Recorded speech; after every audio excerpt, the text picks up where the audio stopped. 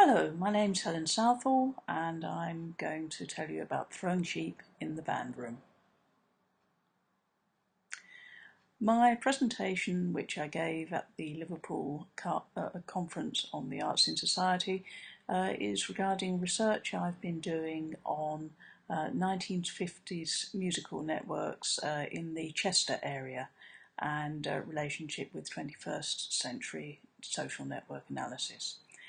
Just so you've some idea of the content of the research and content of the material I've been finding, let's have a look at a video I made a couple of years ago for a previous conference.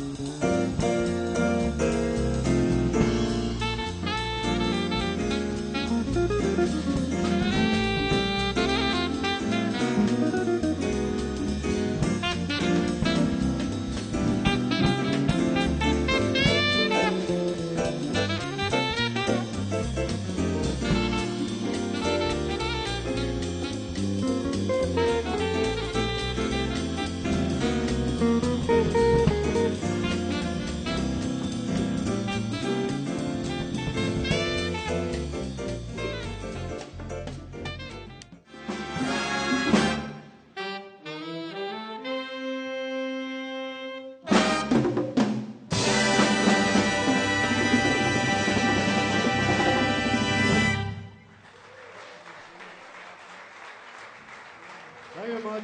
Good night, everyone.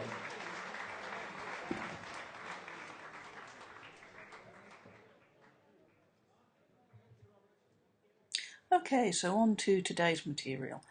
The material I've been collecting, as you can see, has been part of an ethnographic research project which included 30 or more interviews with local musicians and a few dancers and promoters, but mostly musicians.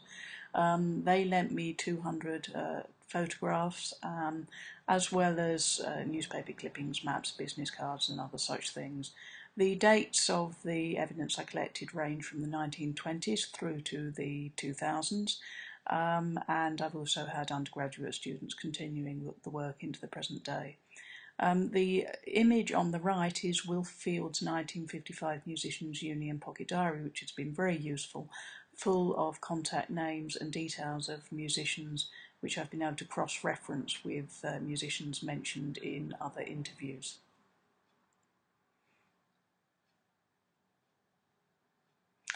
So some of the research questions I've been asking have been: how many bands were there in the Chester area? How many venues did they play at? How many musicians were involved? How many fans were involved? Wilf's diary and the interviews reveal quite a thriving music scene. Wilf in particular seemed to be very good at finding the right sort of musician for the right job, had a very long list of contacts. And I was interested in working out how to analyse and explain the networks I was coming across. The organogram from the Hammond Jazz Inventory shown on the right was an inspiration to me and something I wanted to try and emulate. So, networks of dance bands in Chester. Chester, although it's on the northwest edge of England and right on the Welsh border, is in certain senses very central in that it has good transport links to a lot of other places. It's very much a route centre. Moscow, Kansas City, London, Paris, many other major cities are important not just because of physically where they are, but also because of where you can get to from them. So Chester's centrality certainly was something I was interested in. Also the role of nostalgia, because it became clear to me that the dance bands didn't simply disappear in the Chester area when the Beatles came along, as with the French example on the right. They moved to other venues and their fans followed them. So what's all of this got to do with life expectancy in London as visualised on a version of the tube map? Well, I was very interested when I saw this tube map idea. I thought it was a good way of putting across information about sociological research in a way which would mean something to somebody that knew the city. And I thought it would be interesting to try and do a similar sort of map, perhaps, for the territories, if you like, of the bands involved in the dance band scene in and around Chester. This map shows a number on each tube station, showing the life expectancy for people living in that particular area. And while it's not an exact comparison with what I've been doing, it certainly gave me ideas for ways of presenting my data. Okay, in this slide we can see some maps putting Chester into a national context. The bottom left-hand image is a modern image produced by researchers at MIT who were looking at social cohesion. They were looking for natural communities, and they've done this by mapping telephone calls where the calls were made from and to. And as you can see, there are a very strong dark blue blob in the London area, or an orange blob in the southwest of England, and so on. The map at the top left shows Chester in its context by the Irish Sea, not too far from Holyhead. The map on the right shows the red blob is Chester in the context of Liverpool, Manchester, North Wales and the rest of the UK.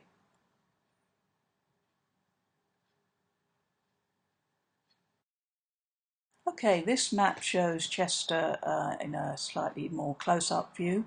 The red dot again is Chester City itself. The green dots are towns and cities which have been mentioned as places where Chester-based bands and musicians played. They've all been mentioned in interviews or shown in photographs given to me by my interviewees.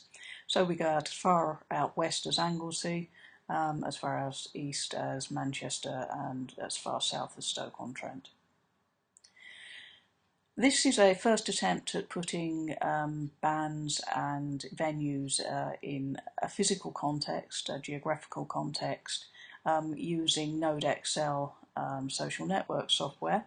And you can see that Chester Jazz Club, for instance, in the centre, played host not just to well-known jazz musicians and not so well-known jazz musicians, but also people like Mungo Jerry and Leo Sayer, pop bands in other words. Okay, social network analysis, and finally getting to why this is called Throwing Sheep in the Bandroom.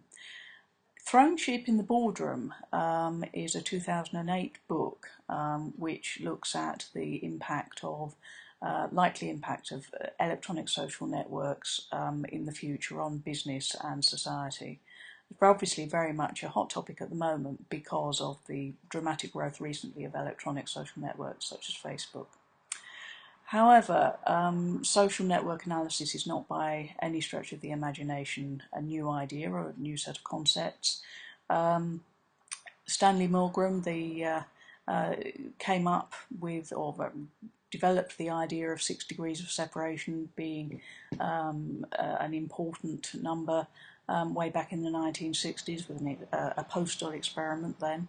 And Jane Goodall likewise was working in the 60s and 70s with chimps, observation of chimp society. Valdis Krebs, who's developed some important social network analysis software recently, back in the mid-90s was writing articles on visualizing social networks.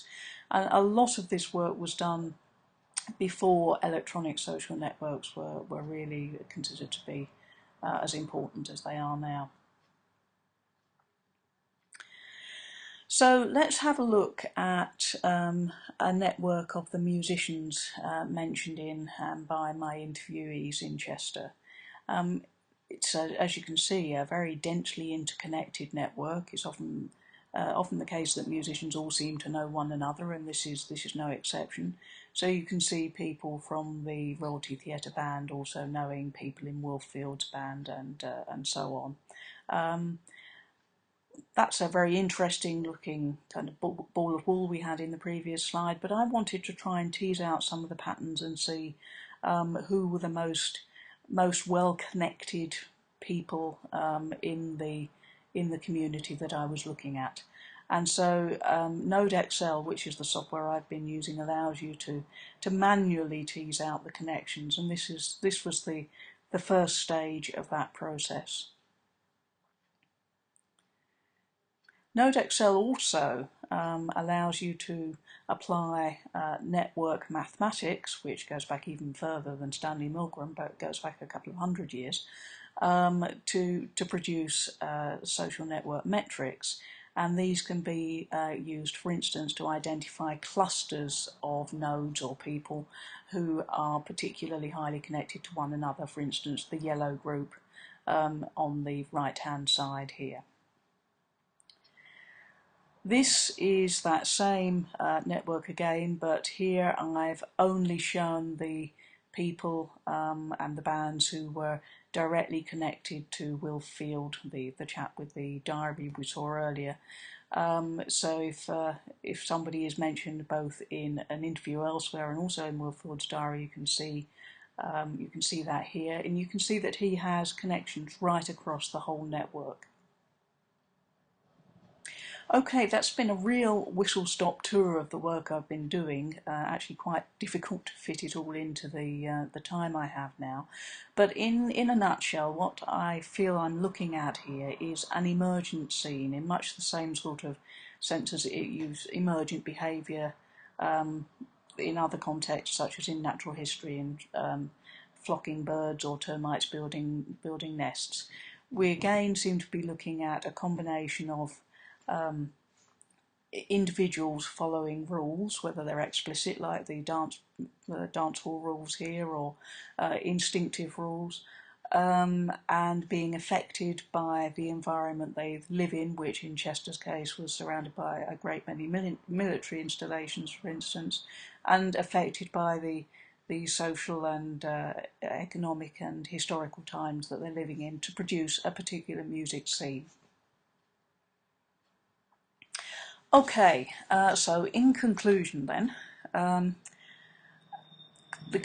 main conclusion I'm drawing is that a hit parade, top 20, canon and classic albums, tells us quite a lot about the history of popular music, but it is by its nature, very selective, and it can mean that we effectively ignore a lot of the ecosystem of an area's music scene if we only look at the big beasts, if we only look at the history of the Beatles in Liverpool and ignore all the rest of the live music in the area.